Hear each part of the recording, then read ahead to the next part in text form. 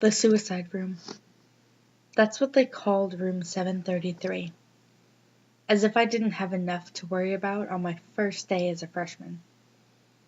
We were assigned to dorm room 734, which, it turned out, wasn't one of the nice add-on rooms in the South Hall.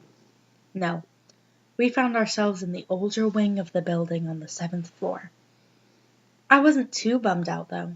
At least they'd honored my request to room with my best friend. Lydia and I spent most of the morning moving ourselves in. By the time our resident advisor came by, I was taping up posters and Lydia was reading. "Hi girls, I'm Beth," chirped the bubbly blonde girl as she bounded into our room. "I'll be your RA this year." "Hi," I nodded at her. "Wow, you girls really work fast," she said, taking in our made beds and hung up clothes.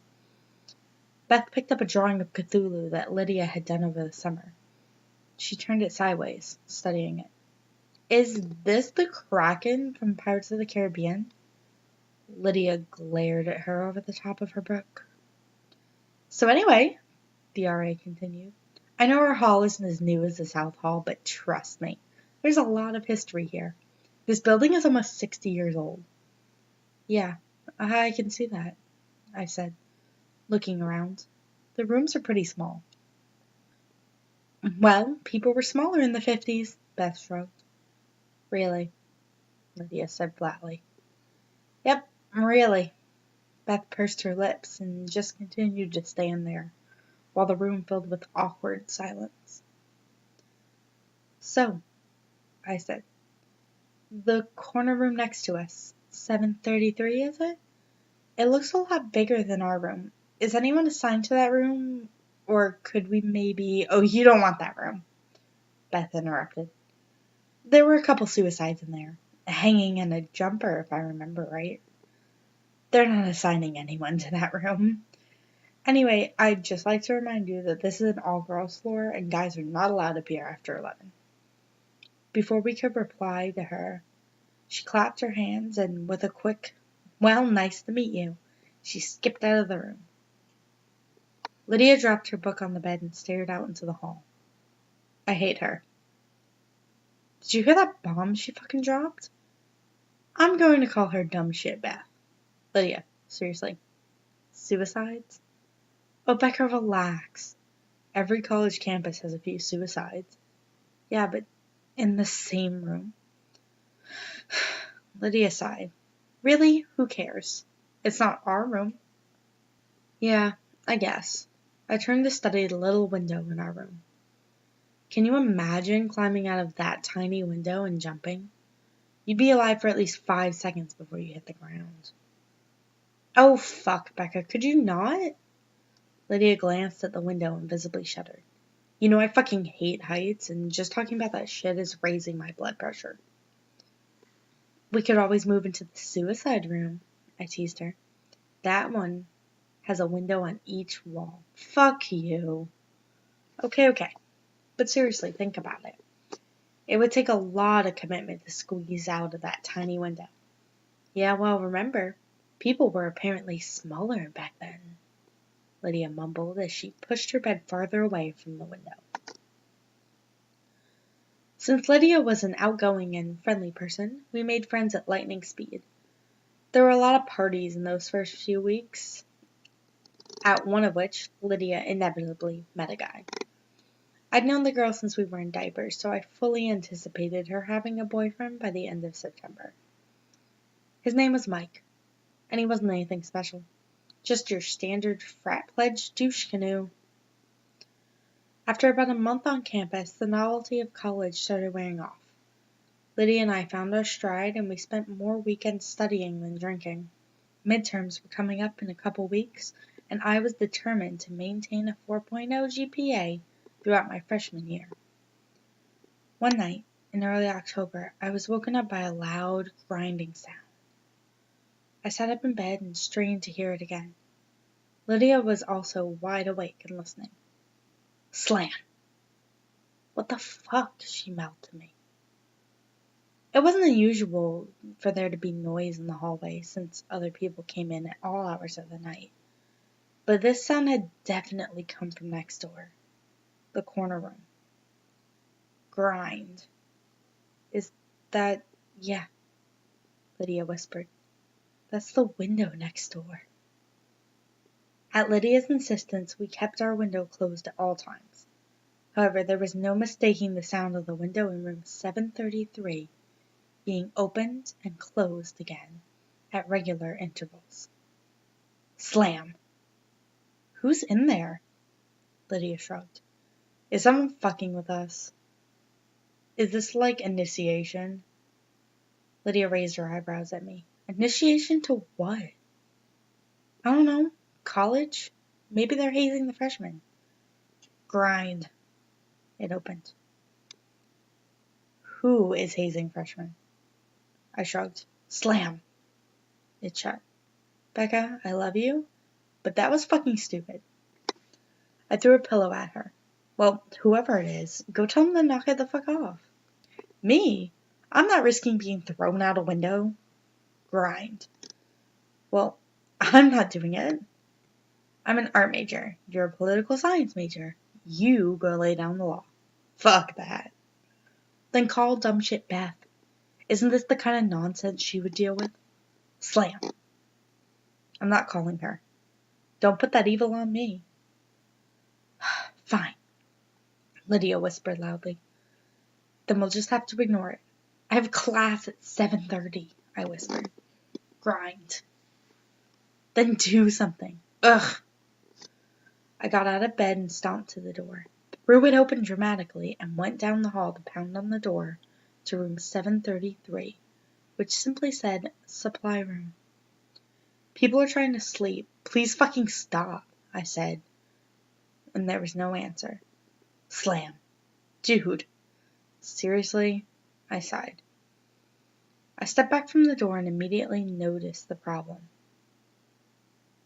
Room 733 was padlocked shut from the outside. I hurried back to my room. What happened? Lydia asked. I'm not going anywhere near that fucking room again. It's locked from the outside. I don't know how anybody could get in there. So you're saying it's a spooky ghost? She laughed. No, I'm saying there's creepy shit going on inside a room colloquially called the suicide room. Lydia scoffed and rolled over to go back to sleep. You should have been a drama major. We didn't hear the window next door again that night, but the next morning you could clearly see from outside that both windows in the corner room were now wide open. I watched the windows on room 733 for an entire week, but they remained open. Occasionally at night, I thought I could hear a noise next door, like marbles dropping and rolling across the floor. Since it never woke Lydia up, I didn't bother to say anything. One afternoon, I was alone in the dorm, editing notes on my laptop. I had my headphones in, but the music wasn't loud enough to cover the noise of someone knocking on the door. Come in, I said, without looking up from the screen. A moment went by, and then I heard the knocking again. I jerked my earbuds out and slammed the laptop closed. I turned around. Come. What the fuck? The door to the hallway was wide open. I'd left it open on purpose since Ian, a junior I was dating, was supposed to be stopping by. I heard the knocking again from behind me and literally jumped out of my chair. It had come from the other side of the room, the closet door. It was the closet that shared a wall with room 733. Lydia, you're not fucking funny. Nothing. Lydia, I swear to God, I will punch you in your face. Silence. I walked over to the closet door and grasped the handle. Lydia, you're a fucking what? Her voice came from the doorway, behind me. I let go of the doorknob and stumbled back, wide-eyed. Lydia threw her stuff on the bed and turned to me, crossing her arms. I'm a fucking what? I thought you were hiding in the closet, I said lamely. What? Why?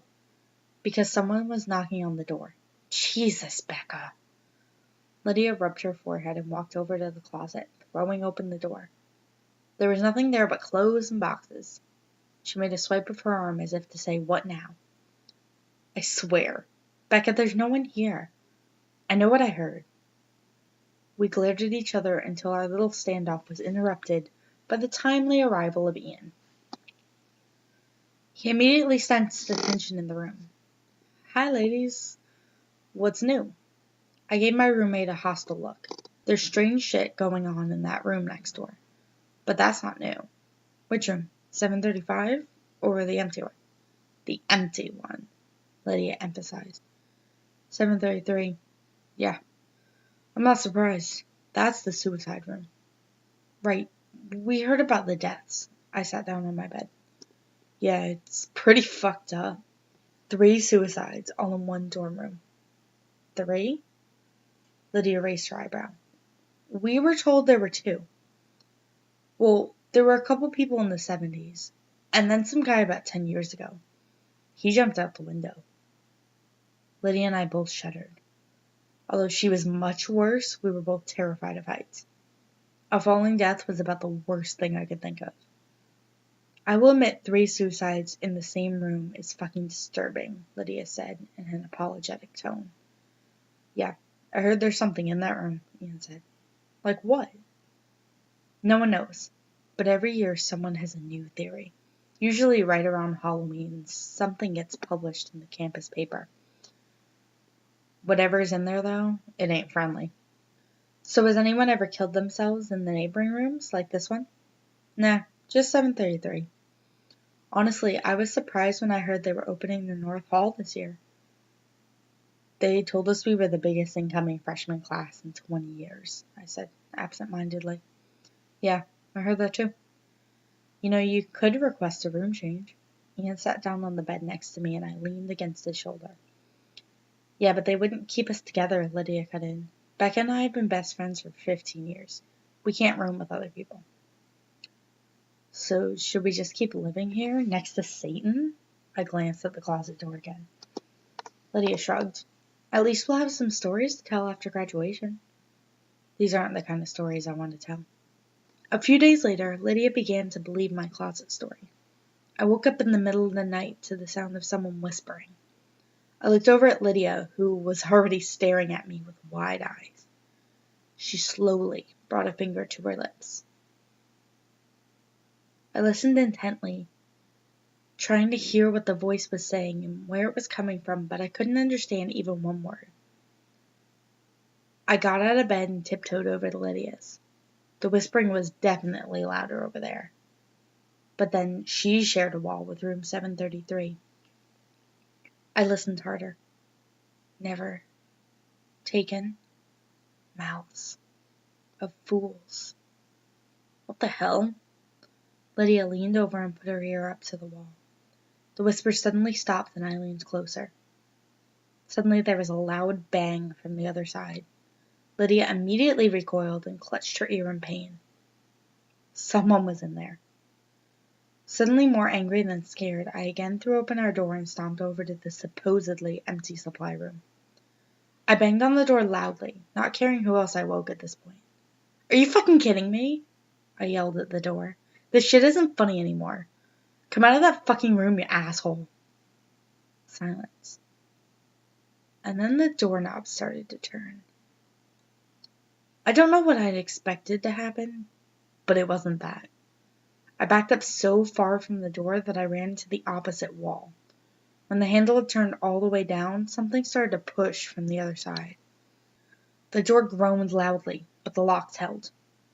I held my breath until the pressure on the door subsided, and the handle slowly returned to its normal position. I noticed Lydia peeking her head out of the room. She held up her hands as if to say, "What happened?" "Someone thinks they're funny," I answered her out loud.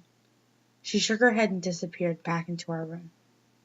I knelt down on the floor and brought my head down to the carpet, peering under the door crack. It was the first time I had seen into the corner room. Room 733 was definitely a supply closet. There were chairs stacked along one wall and bed frames along another. A few rotting mattresses were piled under one of the windows, and a thick layer of dust covered everything in the room. The windows were absolutely huge, which was something you couldn't really tell by looking up at the building. They were open as always, and I could definitely see how someone could easily climb through them to the outside ledge. The room didn't look like it had been disturbed in a couple decades, which sent a shudder racking through my body. The moonlight, which had been providing enough light to see into the room, suddenly vanished, and I saw only pitch black inside. I blinked rapidly, trying to adjust my night vision. I squeezed my eyes shut, and when I opened them, a large yellow eye was looking back at me, only a few inches away from my face on the other side of the door. I screamed and woke up half the dorm. There was no denying that things were escalating. The next morning, Lydia and I put in dorm change requests with resident services and hoped for the best. In the meantime, we agreed to never be alone in our dorm room at night. Either we both spent the night at home or neither of us did. We started spending most nights with our respective boyfriends. I told Ian everything that had happened, and he suggested I maybe talk to the campus paranormal society. I hesitantly made an appointment, and Lydia and I met with a small, cleanly dressed kid named Craig, and 4 of his colleagues, the following Tuesday. We told them everything we could remember, every incident, no matter how small. Craig and the 4 other members of the Paranormal Society sat quietly and took notes for half an hour. It wasn't until we finished that anyone spoke. "Is that all?" Craig asked. "Yes," I said slowly. "Would you mind waiting out in the hall for a few minutes so I may confer with my colleagues?" "Sure." Lydia smiled indulgently and stood up. "Whatever you need." The door had barely shut behind us when Lydia snorted and rolled her eyes. "Let's go." "Go where?" I asked. "Are you serious?" "Lydia, come on. We need help. I'm freaking out. We haven't stayed one night in our dorm since Thursday, so this isn't something we can just brush off." "Okay." She threw up her hands. "Let's hear what they have to say, and then we can go over to resident services and check on our move requests." We loitered out in the hallway for another 15 minutes before Craig came out and asked us to come back and take a seat.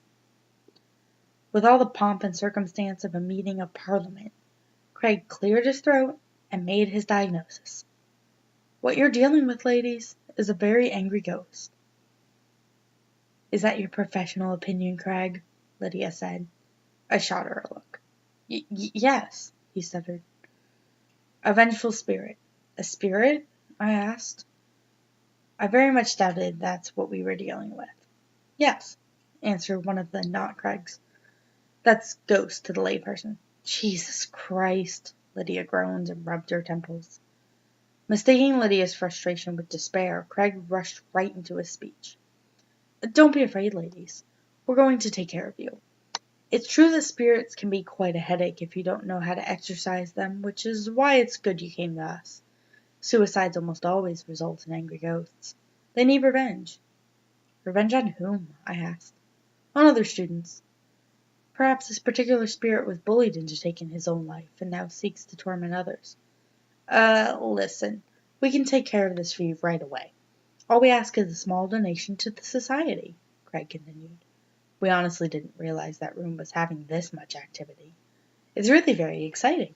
"Great, well, thank you for your time," Lydia said as she grabbed my hand and pulled me out of my chair. "Do you want to set something up for this weekend?" Craig asked. "Tell you what, we'll call you." Lydia hurried me out of the room, wearing a weary look, and we didn't speak again until we were almost to the admin building. "What a waste of time," she said. "Look, I'm not disagreeing with you, but Becca, tell me you didn't honestly buy into that. So you don't think it's I was having trouble even saying the word. It sounded so ridiculous. "Ghost? Well, I don't fucking know, but neither do they." That guy had no idea what the fuck he was talking about. I pulled my hood lower over my eyes as we stepped into the line at the resident service desk. "Let me put it this way," Lydia continued. "They're playing Ghostbusters and we're living the fucking Exorcist." "Fine," I sighed.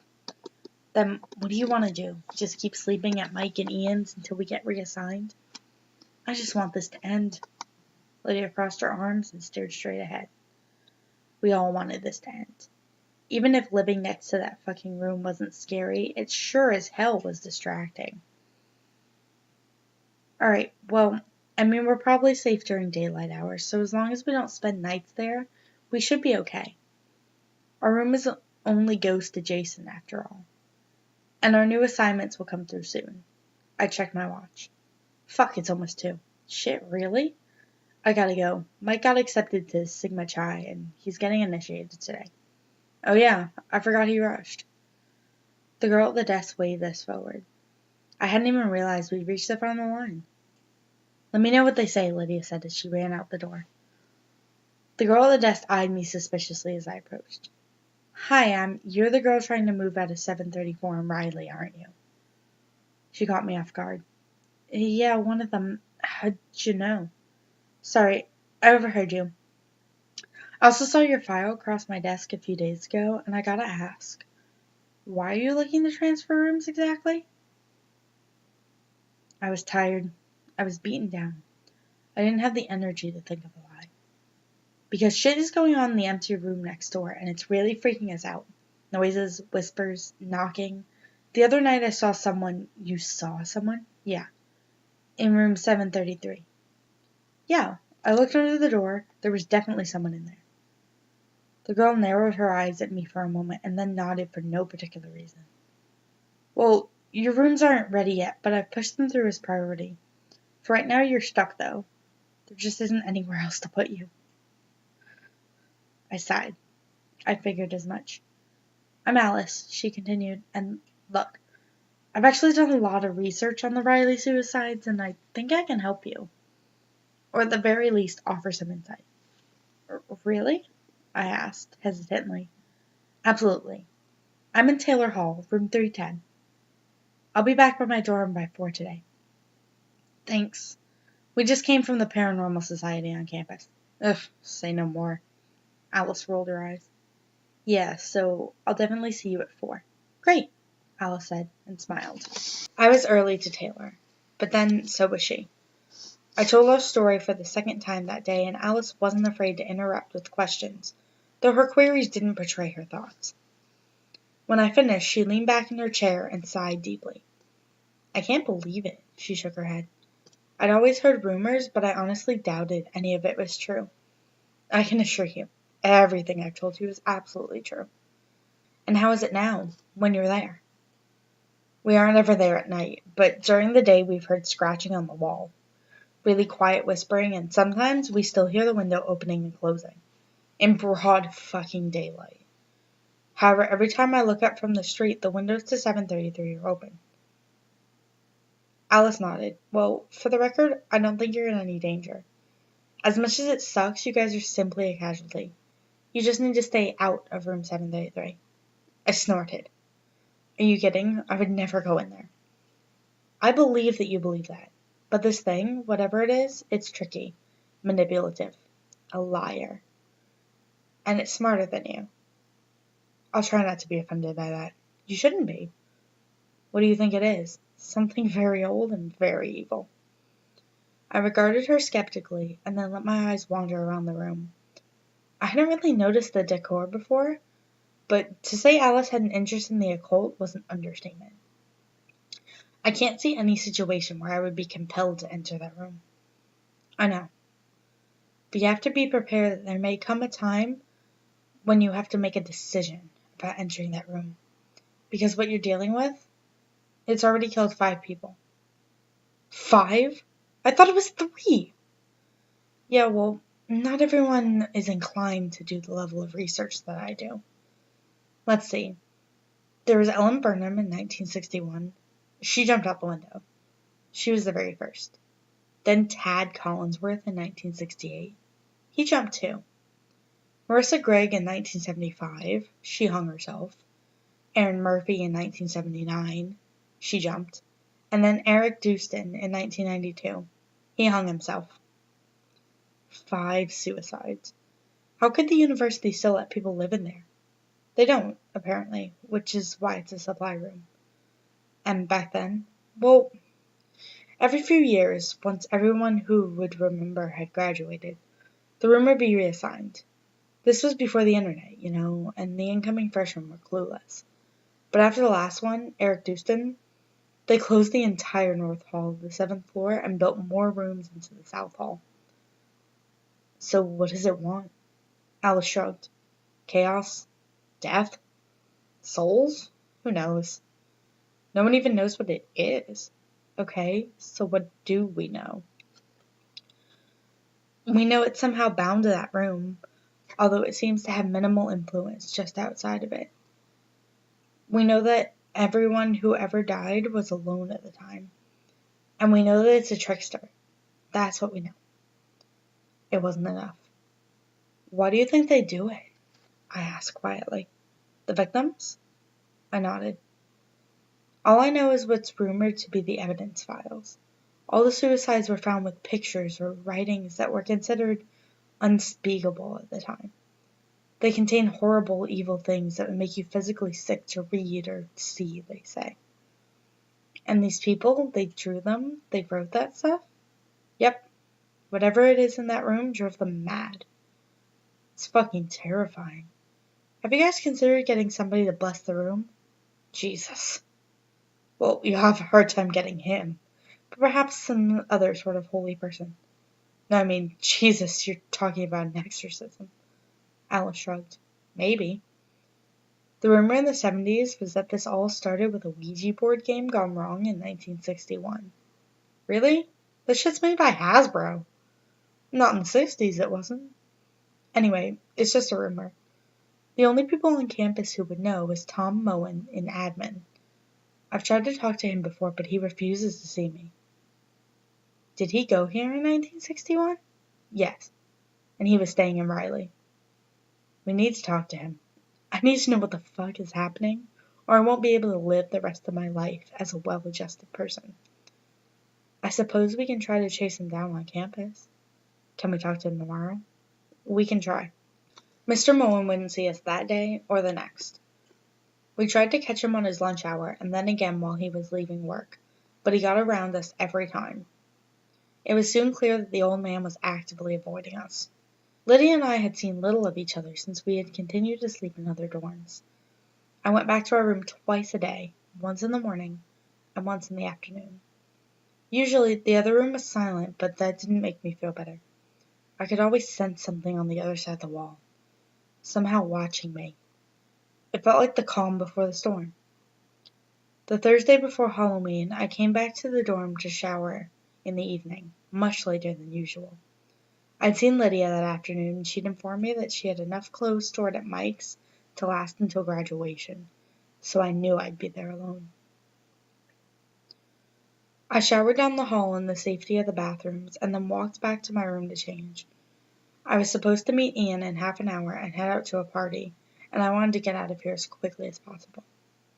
Since the silence was unnerving me, I threw my iPod on the docking station and turned up AC/DC. I got dressed and then stood in front of the mirror to dry my hair. I flipped my head over and blow-dried upside down to try and give my hair some volume. When I flipped my head back up and shut off the blow-dryer, I immediately noticed the silence in the room. But that wasn't all I noticed. I wasn't in my dorm anymore. Behind me was reflected the dusty bed frames and large open windows of room 733. I spun around in a panic to find that I was actually standing in my own room. I looked back at the mirror to see that 733 still reflected there. A slight movement behind me was all it took to make me run. I grabbed my purse and phone and I fled from the room, slamming the door behind me. On the elevator ride down, I called Alice. I can't do it anymore, I said when she picked up. I can't go back to that room again. I can't ever go back. What happened? I told her. Jesus. What do you want to do? She asked. I just need to talk to someone who knows what the fuck is going on. Is Tom Moen the only person we know who was here in 1961? The only one I know of. Maybe we can get him on his way in tomorrow morning? We'll just corner him and refuse to move until he tells us something. He comes in at 6:30 according to the schedule I have. Do you want to meet me outside the Starbucks in the atrium? Fuck yeah, I do. I have a class at 7:30, but I'll blow it off. Okay, see you then. I wasn't usually much for parties, but I was glad I was going to one that night. As soon as we got there, I asked Ian to get me a drink. Since I wasn't usually much of a drinker, he gave me a raised eyebrow. I gave him a brief synopsis of what had happened earlier, hoping he wouldn't think I was crazy. Ian made me a scotch and coke. It was the first of many. Around midnight, I went to have a cigarette and checked my phone. I had a voicemail from Lydia left at 11:04 p.m. Hey Becca, listen, I had a huge fucking fight with Mike. I guess his frat decided that for Halloween this year, all the new brothers have to spend the night in the suicide room, in our dorm. I can't fucking take it. He knows what's been going on with us, and he still agreed to do this. He's now trying to convince me that Sigma Chi is behind all of the stuff going on in room 733, because they've been trying to drum up buzz for their Halloween deal. I can't. I hit end and threw my phone in my bag. No wonder Lydia was pissed. This was not good. Not good at all. I found Ian inside and asked him to take me home. I was suddenly very stressed, very tired, and very drunk. When the alarm went off at 6 a.m., it took everything I had to pull myself out of bed. I got dressed in the clothes I'd worn the night before and shuffled my way across campus to the atrium. Alice was already there with a black coffee in hand. I figured you'd need this, she laughed. How'd you know? Your text? I texted you last night? Yeah, at about 1. You told me about Sigma Chi. Oh, God, yeah. I pushed my sunglasses higher up my nose and pulled my hood lower over my eyes. Those guys are idiots. Remember how I told you that it's crafty? Well, what if the point of messing with you was to make 733 provocative, to seduce people into going inside? No one has been in that room for years. Can you imagine how hungry that thing is? Do you think they're really at risk? I asked as I sat down on the steps of the admin building. Yeah.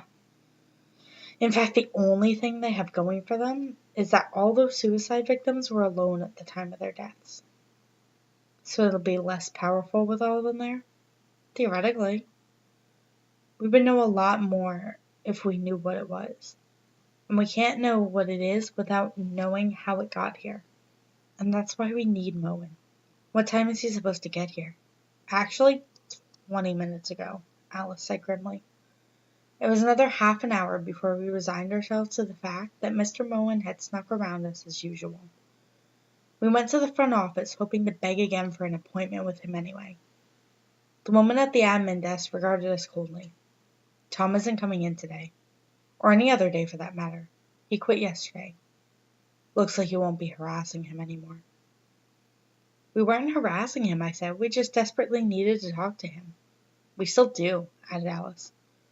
Well, you won't get any of his personal information from me, she said snidely, and walked away. What the fuck do we do now? I asked Alice. Without Tom Moen, there's nothing left to do. Alice, fuck. I can't go back into that room. Well, then I guess it's good your transfers came through. They did? Yep. I got the notice when I checked my work email this morning. You're going to Morton, and Lydia's going to Tinsley. Oh, thank God. I thought you'd be happy about that. I also convinced my boss not to assign anyone else to room 734. Thank fuck. The only thing is you won't be able to move until Monday. I can last to the weekend, especially now that the end is in sight. I have to tell Lydia. I opened my phone and pulled up Lydia's number, but my attention was caught by the red 1 badge over the voicemail logo. I hit play. It was the rest of the message from last night. Even look at his dumb fucking face anymore, so I'm going to head home. Don't worry about me, I'll be okay. I'm drunk enough to sleep through any bullshit from next door. I'm just so fucking pissed off right now.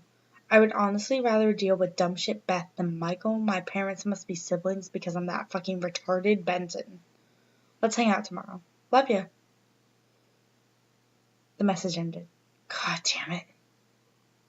Alice gave me a questioning look. Lydia spent the night in her dorm. Alice cringed. She's safe though, right? As long as she doesn't go into 733. She won't. I thought of the always open large windows of the corner room. If nothing else, the mere thought of those would keep Lydia the hell out of that room. Good. Well, since we have nothing else to do you want to go look for theology books in the library? It's pretty much the only thing open right now. Sure, I shrugged. I didn't have another class until 10. The little old lady who sat behind the library's checkout desk must have been 1,000 years old. Miss Stapley's eyes were small and watery, and her skin looked like it was melting off of her skull. Still, she was nice and knowledgeable, and she sent us in the right direction for books on demonology, though she gave us a curious look as she did.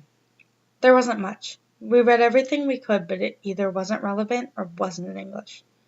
We returned to her desk 30 minutes later. Do you have anything on the occult? The occults. Her voice trailed off. Yes, I do. Over there to the left of the reference section. Okay, thanks. Sorry I'm too hungover to use the Dewey Decimal System, I said. I don't think she likes the look of us, Alice whispered as we walked away. Our look or our subject matter? Probably neither. Within the hour, we were back up at her desk, having struck out again. We could tell she was getting annoyed, as her eyes narrowed suspiciously at us as we approached. Sorry. Do you know where we could find something on seances, or Ouija boards, or... Now listen, girls. Miss Stapley stood up from her desk and looked over her glasses at us. I really hope this is for class. It is, I said. It's not, Alice answered simultaneously. It's personal research. Research. What kind of research? We're not going to mess with a Ouija board or anything, I said. Good. Mrs. Stapley smoothed her pleated pants and sat back down. Because I can't have that sort of thing going on here again. Again? Alice latched on. The older woman suddenly looked very uncomfortable and started fidgeting with a stack of books on her desk. We may have something on seances, Miss Stapley. We're researching what happened in Riley in 1961, Alice interrupted. And also what's been happening there ever since. Well, it's no secret, is it? A student committed suicide in that room. Dreadful, but not unheard of on a university campus. 5 students, I corrected her. But you know that, right? Alice was suddenly talking very fast. Because you sound like you're well versed in the story, please tell us how this started, and we might be able to end it. End it? Miss Stapley's voice became quieter but more concentrated. Don't be so arrogant, young lady. You can't end it. People have always died in that room, and they always will. There is no end to it, so you'd best stay far away from it. But maybe if we knew how this all started, it started just as you think it did. But everyone that was involved is either very old or very dead by now. Just stay away from that room. Concentrate on your studies.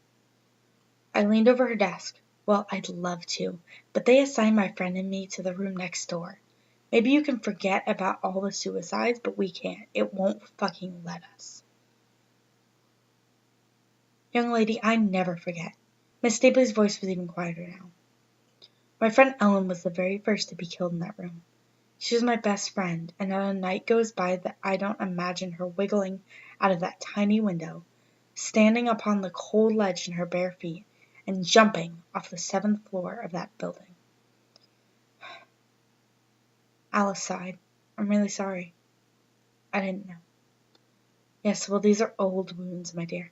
Now, girls, I suggest you request a room reassignment immediately. No one should be living on the 7th floor of that building, and that's all I'm going to tell you about it.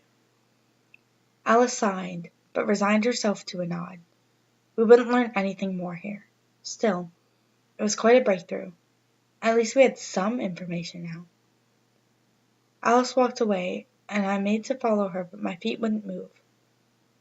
Something was bothering me. A small yet poignant word had been buried in Miss Stapley's story, a word that suddenly seemed very important. Miss Stapley, asked the tired old woman at the desk, why did you refer to the windows in 733 tiny? Because I've seen those windows, and they're huge. Like 5 feet tall. Dear, you're thinking of the corner room. That's the supply closet. Room 733 is next door to that. No, I stuttered. That's 734. Yes, well, it is now. When they built the additional rooms onto the south hall, they moved all the room numbers down. Oh my God. I suddenly felt very hot and very dizzy. That sneaky fucker, Alice whispered next to me, her skin paling. Lydia. We took off across campus at a dead run. witnessed only by a few blurry-eyed students on their way to morning classes. When Riley finally came into view, I stumbled on the pavement as my blood turned to ice. From our vantage point, we could clearly see the windows of the corner room were closed, the first and the only time I had ever seen it that way. And the window to my room was open. We ran into the lobby, pushing past several latte-sipping, Ugg boot-wearing freshmen who had just gotten off the elevator. I hit 7 and watched the doors close more slowly than they ever had before. I leaned against the wall, trying to steady my breathing. Alice, how the fuck did this happen? I don't know. I don't fucking know. She's been in there all night, Alice, in our room, alone. Alice shook her head but had nothing to say. When the doors finally opened on floor 7, we saw a quiet, deserted hallway. I ran toward my room with Alice right behind me, rounding the corner. I threw open my door, hoping it wasn't locked, and it wasn't. Lydia looked back at me, and for one breathless moment, a cruel glimmer of hope crossed over her tear-streaked face. But it was too late. The next second, she leaned forward so slightly, and she was gone. She screamed the entire way down. Alice ran to the ledge where Lydia had just been, while I stood motionless. She stuck her head out the window and looked down just as a different kind of screaming started from the bottom floor. Alice closed her hand over her mouth and pulled her head back into the room, as tears of shock ran down her ghost-white face. The screaming from outside got louder as more people saw what remained of my best friend on the cold pavement. I leaned back against the dresser and slumped to the floor. A falling death. Lydia never wanted a falling death. I absentmindedly picked up one of the pictures that was strewn all over the floor. It was a picture of Lydia's mother. She was dead. I picked up another picture. It was Lydia's baby sister. She was dead too. There were dozens of pictures just like it all over the floor. Lydia had been busy last night. As for the things depicted in them, I cannot tell you. Lydia was a talented artist, and I only saw a few before I got sick on the floor next to me. Alice was standing in the doorway yelling something down the hall. I don't know what she was saying because all I could hear was a high-pitched whine in the room. Suddenly a piece of paper slid out from under the crack in the closet door and glided across the floor toward me. I picked it up and studied it for a moment. This was drawn by Lydia too, but it wasn't like the others. It was a picture of the closet from my exact vantage point. In the drawing, the door was cracked, and there was something looking back from the darkness. I put the paper down and studied the closet. The door was cracked open just like the picture. I squinted my eyes and tried to see inside. Just as I started to distinguish the defined lines of a long face looking back at me, Alice pulled me to my feet. "We need to get out of here," I thought I heard her say.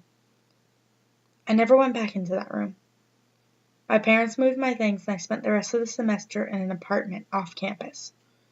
I transferred to an out-of-state school for my spring semester and finished my degree there. Every night, I dream of Lydia pulling herself through the tiny window, shimmying out onto the cold ledge, standing up and knowing there's nothing between her body and the terrifying abyss in front of her. I watch her look down 7 stories to the black pavement below and realize, though not accept, her terrible fate. I see the blind horror across her familiar features. I hear her wildly pounding heart, desperately trying to race through every beat of the life she should have lived, and knowing it was only mere seconds. I watched her look back at me, and I watched her fall. It's been 9 years since that night, and every fall semester for 9 years I've called resident services to see which dorms are open for new student assignments. Riley is always open. The 7th floor is closed. This year, life and work got in the way, and I called much later than usual. I was put on hold immediately. "Resident services," a man finally answered. "Were you the one asking about open rooms in Riley?" "Yes, that's me." We're entirely filled up and there's a waiting list for Riley. But as it happens, you actually have great timings. I make no promises, but we may be able to get you in. We just got approval this morning." "Approval for what?" I said slowly. "We're opening up the 7th floor."